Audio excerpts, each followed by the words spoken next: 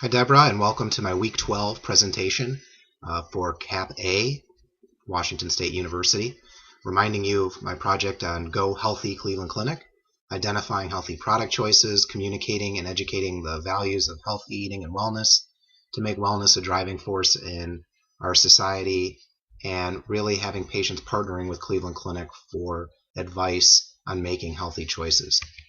The business model canvas really does not change for this week. I'd really like to get to what I learned from the gurus and from the consumers. So I had a nice meeting with Frank Higgins, who's the president and CEO of Nestle USA, and we spent quite a bit of time looking at production costs, marketing costs for these Go Healthy Cleveland Clinic products. So the first thing that he wanted me to understand is that if we're going to look at a line of Go Healthy Cleveland Clinic items, we have to start with a minimum of 6 to 8 items to develop. So there has to be more than one or two choices if we're going to really see significant expansion. The second thing is that from a financial standpoint, we're looking at least $2 to $3 million to develop the products, and then when you add marketing costs on top of that, it's closer to about $4 million per item. Then there are product placement costs, which is on top of what your production costs and marketing costs would be, and that is approximately $1.4 million per item. So from a Cleveland Clinic standpoint, we're quite thankful that if we were going to partner with Nestle, they are a food producer and distributor.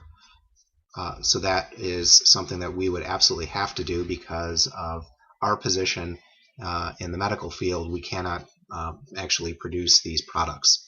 So co-marketing with all of the financial burden really being on Nestle up front, we see as a win-win situation for us.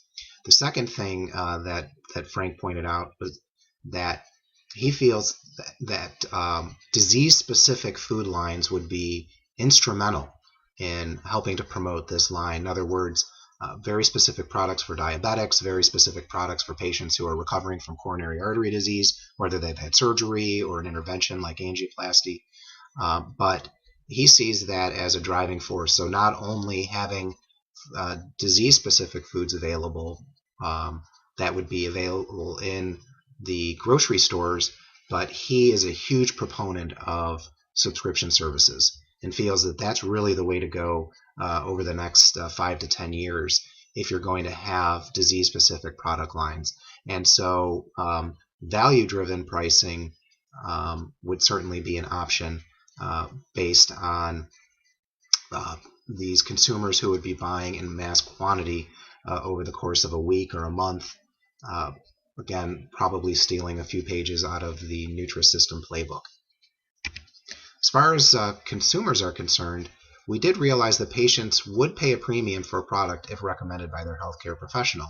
And this kind of goes back to what I learned from Frank in our meeting, which is if we tried to price this similar to Lean Cuisine or the Stover's Red Box, patients would, or consumers would be concerned that maybe they weren't actually getting what they're paying for.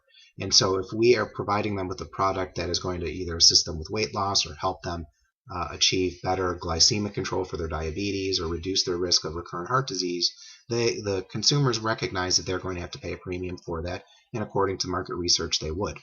Patients trust Cleveland Clinic and the Nestle brand. They see those as being excellent in terms of market recognition, and the idea of these two really powerful companies partnering together really made a significant impact on the patients and our consumers who were surveyed and were quite enthusiastic about this.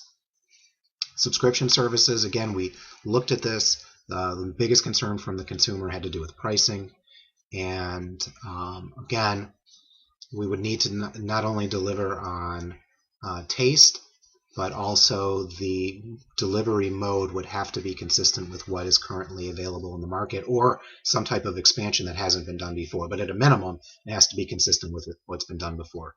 That's week 12. Appreciate any feedback you could provide, and thank you very much for listening.